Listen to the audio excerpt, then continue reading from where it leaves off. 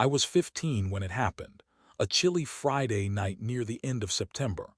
My parents went out to dinner with some family friends and said they'd be home late, which meant I had the house to myself. I invited my neighbor and best friend Chris over. He's my age and lives right across the street. Normally, we'd hang out in the basement playing games or watching movies, but we got bored fast that night. At some point, he suggested hide and seek. It sounded childish, and I almost said no, but we'd played it before with a group, and it had actually been fun. My house was small, but in the dark it felt like there were 100 places to disappear. We turned off almost every light. The only one we left on was in the kitchen. The rules were simple: no going outside, no attic, no crawl space. The basement, bedrooms, closets, and anywhere under furniture were all fair game. Chris wanted to hide first. I sat in the living room, covered my eyes, and counted to 50. I heard him sprint away at first, then the house went quiet. When I finished counting, I called out that I was coming and started in the kitchen. There wasn't anywhere decent to hide in there. I checked behind the basement door, then walked down the hall. Bathroom, empty. Front closet, empty. I went upstairs. Every creak of the floor made my shoulders tense. I checked my parents' room first, under the bed, behind the dresser. Nothing. My own room was messy, but not enough to really conceal anyone. I still checked under the desk and in the closet. No Chris. That left the guest room at the end of the hall. The door was slightly open.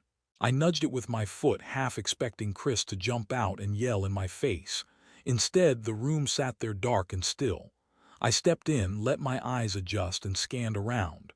Under the bed, nothing. Closet, empty. At that point I figured he had to be in the basement. Back downstairs, I checked behind the laundry machines and in the storage space under the stairs. I was about to call it when I finally spotted him curled up behind a stack of boxes. He burst out laughing and asked how long it had taken me. I told him way too long. Then we switched. He counted. I went to hide. I went straight upstairs and slid under the guest bed, pulling the bed skirt down until I was completely covered. Lying in the dark, my heart thudded so loud I was sure he'd hear it. After a few minutes I heard his footsteps on the stairs, slow and heavy. He opened the bathroom door first, then went into my parents' room. Eventually his steps came down the hall toward me. I could hear his breathing as he entered the guest room. He stopped right beside the bed. I held my breath until my lungs ached. His shoes scraped softly against the carpet. Then nothing. A long, taut silence. I was braced for him to yank up the bed skirt, but instead his footsteps moved away and out of the room. I waited there a few more minutes, expecting him to eventually announce that I'd won, but the house stayed unnervingly still. Finally, I crawled out. I went downstairs, expecting to find him on the couch or in the kitchen, but he wasn't there. I called out that the game was over. A voice answered from the basement, saying he was down there. I rolled my eyes, thinking he was messing with me, and walked to the basement door. I opened it and shouted down the stairs. He yelled back that he was still looking for me and asked where I was hiding. My stomach knotted. I told him I'd already come out and was standing in the kitchen. A second later, I heard him hurry up the stairs. He stepped into the light looking genuinely confused. He asked how I'd gotten upstairs so fast. I told him I hadn't moved, that I'd been under the guest bed the entire time. He frowned. He said he was sure he'd checked that room. He swore he'd heard someone moving in there. He even said he'd heard breathing. I told him I'd stayed completely still. We went back and forth about it for a minute, then just let it drop. We played another round or two, but I couldn't relax anymore. Every creak made me jump. While I was counting at one point, I heard a soft thud somewhere upstairs. When I checked, nobody was there. I eventually found Chris hiding in the laundry room. We kept going until we were worn out and finally flopped onto the living room couch and turned the TV on. That's when we both froze. From upstairs there was a loud, solid bump. It sounded like something heavy had fallen. Chris asked if it was my parents. I reminded him they weren't home yet. The hair on my arm stood up. We sat staring at the ceiling, but everything went quiet again. Chris said maybe something had slid off a shelf. I wanted to believe that, but while we sat there listening, we both heard it clearly this time. The slow, uneven creak of floorboards, like someone walking down the hall upstairs. We stared at each other and didn't move. I whispered that maybe we should go check. Chris shook his head. No way, but if somebody broke in, we can't just sit here. I got up, grabbed the fireplace poker from beside the couch, and told him to stay behind me. The house felt too quiet. I could hear my own breathing as we climbed the stairs, each step groaning under our weight. At the top, I pointed toward the guest room. Its door was now fully closed. I knew I'd left it slightly open. We just stood there. Then from behind the door came a sound, a slow dragging noise like fabric or something soft being pulled across the carpet. Chris whispered that we should leave. I wanted to run, but a mix of fear and curiosity rooted me in place. My hands shook as I lifted the poker and reached for the knob. I'm not exaggerating when I say I could feel my heart pounding in my throat. I flung the door open. The room was dark, but I could see the shape of the bed and dresser. No one there. The closet door hung half open. I walked over with Chris hovering at the doorway and yanked the closet door wide. Coats, boxes, that was it. We both let out a weak, nervous laugh and tried to pretend we just scared ourselves. Then just as we turned to go, we heard another sound. This one came from downstairs, the front door, opening then closing. We both froze again. Chris whispered that someone was in the house. My stomach dropped. We ran down the hall and ducked into my room, switching the light off and crouching by the bed. I held the poker so tight my hand hurt. At first, there was nothing. Then faint footsteps on the first floor. I wanted to call the police, but my phone was still on the couch. I whispered that maybe we could climb out the window, but it was too small. The only way out was down the hall and past the top of the stairs. The footsteps drew closer. Then we heard the basement door creak open, followed by steps going down one at a time. We both exhaled in relief. Whoever it was had gone into the basement. We didn't waste that chance. We bolted out of my room, tore down the stairs, cut through the kitchen, and flew out the back door into the yard. We didn't stop running until we were at Chris's house across the street. His parents were home. When we told them what had happened, they called the police. Officers searched my house from top to bottom. No sign of anyone. No forced entry. The basement was empty. They said it was probably the house settling or our imaginations running wild from playing in the dark. Chris and I knew better. We knew what we'd heard. For weeks afterward, I barely slept. Every creak in the hallway sounded like footsteps. I never played hide-and-seek again. We told ourselves we were too old for it anyway. Chris and I don't really talk about that night, but sometimes we'll catch each other's eyes, and I know we're both thinking about it. The night hide-and-seek turned into something else. Even now, years later, I still think about that closet door, the dragging sound on the carpet, and those footsteps on the first floor. We never found out who it was. Maybe a burglar who realized we were still there. Maybe someone who slipped out while we were running. All I know is that playing hide-and-seek that night taught us how terrifying it is to realize you aren't actually alone in your own house. I grew up on a street that backed right onto a stretch of woods. All the houses lined one side of the road, and behind them, for miles, there was nothing but trees.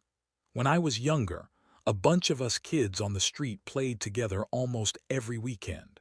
In the summer, we stayed out late, sometimes until our parents yelled for us to come home. Our favorite game was hide-and-seek. We played across the backyards and into the edge of the woods. In daylight, it was fun. At night, it was different. The trees swallowed up the light and everything looked the same no matter where you turned. That was what made it scary, and what made it fun.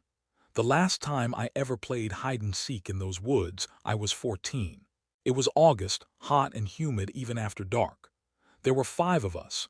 Me, my friend Tyler, his little brother Matt, and 2 kids from down the street, Jason and Eric. We decided to play outside because it felt cooler than being in anyone's basement. The rule was simple. You could hide anywhere in the backyards or the woods, but you had to stay close enough to hear when the seeker called the round over. Jason volunteered to be it first. The rest of us scattered. I went into the woods with Tyler, and once we passed the first row of trees, we split up. I crouched behind a fallen log, heart thumping even though it was just a game. Back in the yard, I could hear Jason yelling numbers as he counted. When he finished, his voice stopped and the night swallowed the sound. Crickets buzzed. Leaves rustled overhead. I stayed low and tried not to move. After a while, I heard footsteps crunching through the leaves among the trees.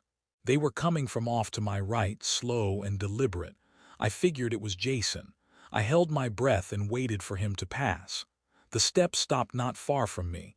Whoever it was just stood there. They didn't call out. They didn't move. The hairs on my arm stood up.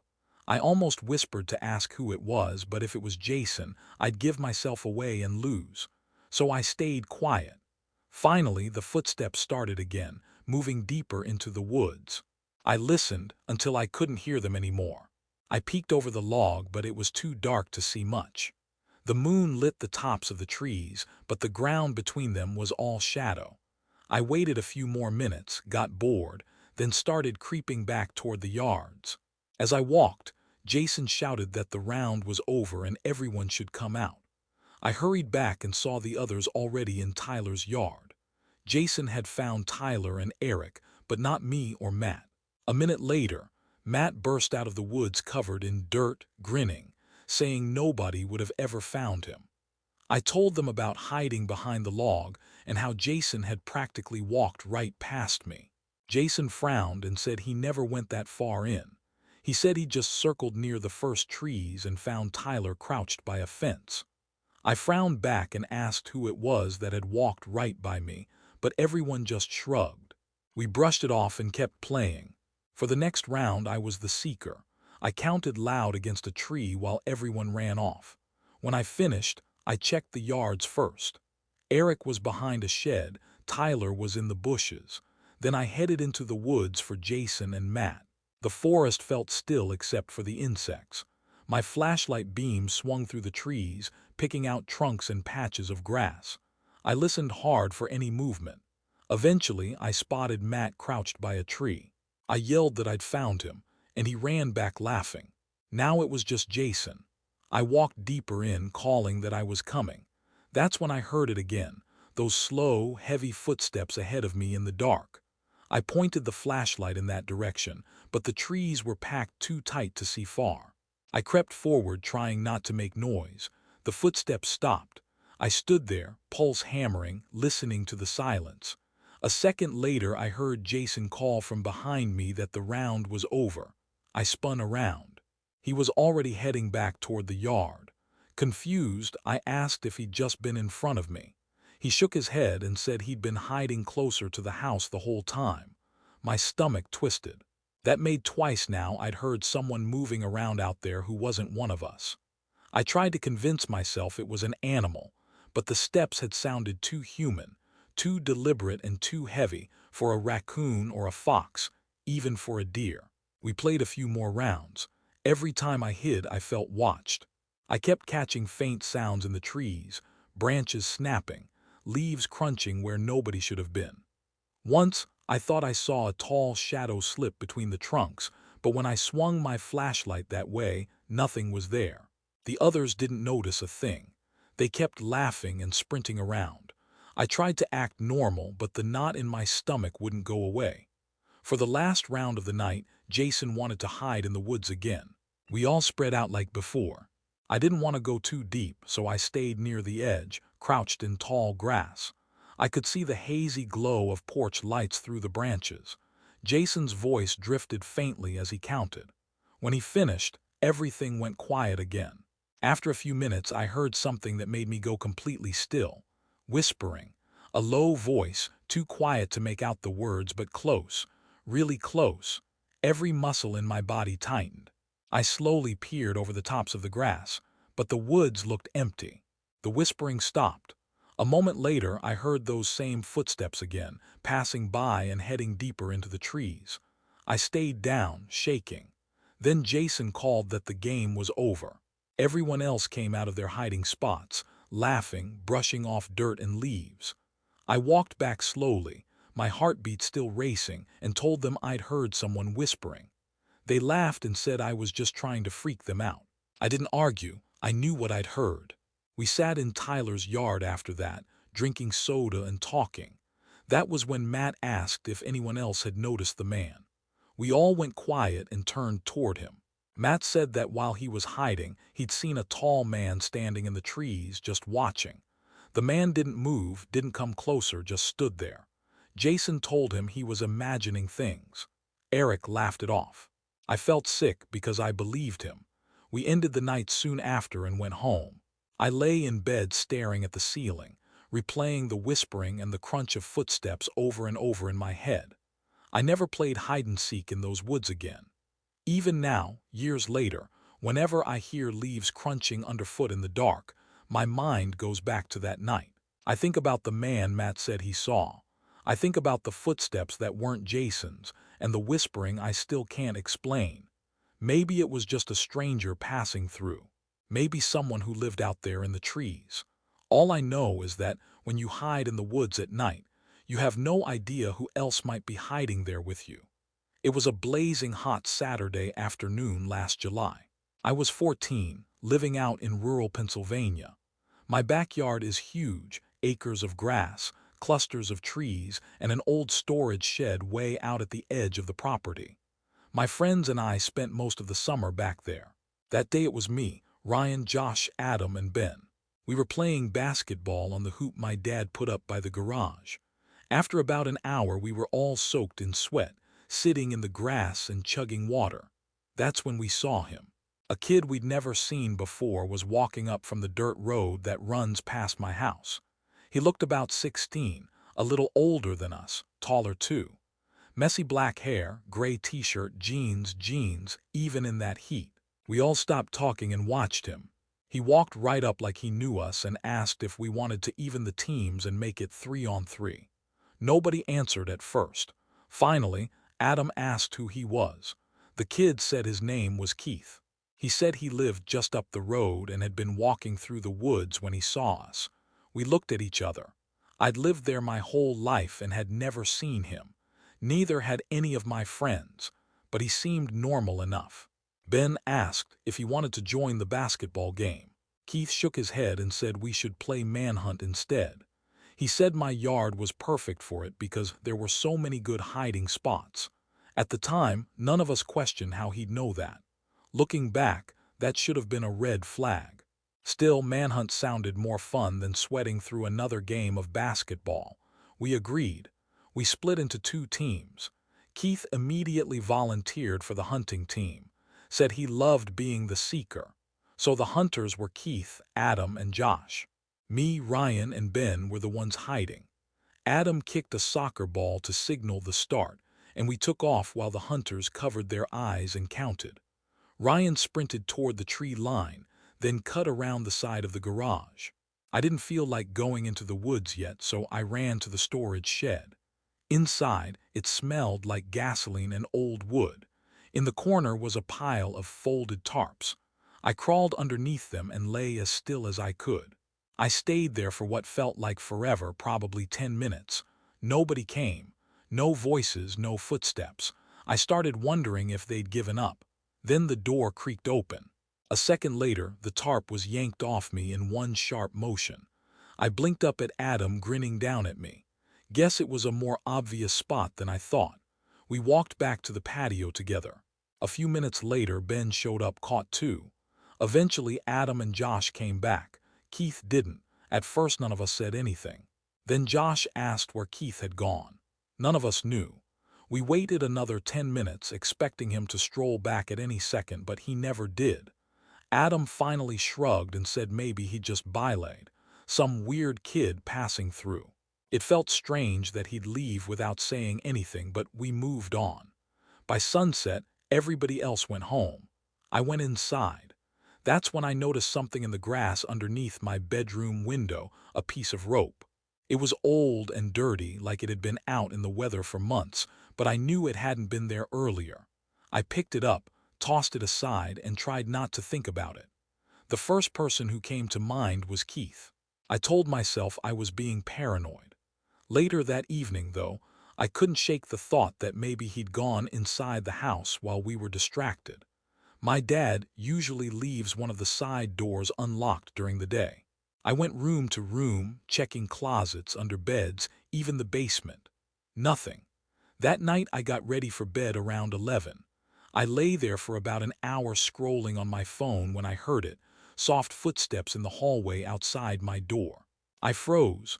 My dad sometimes gets up at night to use the bathroom, but he always makes noise, coughs, clears his throat, something. This was quiet. Too quiet. I called out for him. No answer. The footsteps stopped right outside my room. My pulse was pounding as I got up and turned the lock. Then I just stood there, staring at the doorknob, listening. About 30 seconds later, I heard the front door shut. The sound echoed through the house. I ran straight to my dad's room and shook his shoulder until he woke up. Still half asleep, he listened while I told him what I'd heard. He didn't argue or laugh it off. He just reached under the bed, pulled out his shotgun, and told me to stay close. We searched the whole house together, every closet, the basement, the garage. Then he went outside and walked the property with a flashlight. Nothing. We locked every door and window after that. The next day I told my friends. Most of them joked that Keith was probably just some random creep messing with us. But Ryan admitted he'd thought Keith was weird too. He said Keith hardly talked during the game, just stared at people. That night I couldn't sleep. Around 2 in the morning, a scratching sound woke me up. It was coming from my bedroom window. The scratching was slow, like someone dragging a nail or a stick across the glass. I stared at the blinds, not wanting to look and not wanting to just lie there either.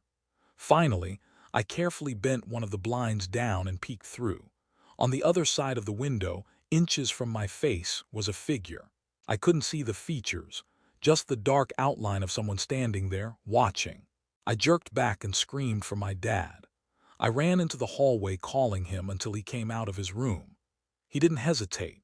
He went straight outside with the shotgun and fired 2 rounds into the air, yelling that if anyone was out there, they'd better leave or he'd shoot them for real. By the time he got around to my window, whoever it was had vanished. We stayed up the rest of the night in the living room with the lights on. My dad watched the front door. I watched the hallway. The next morning, he told me he was sure it had been Keith.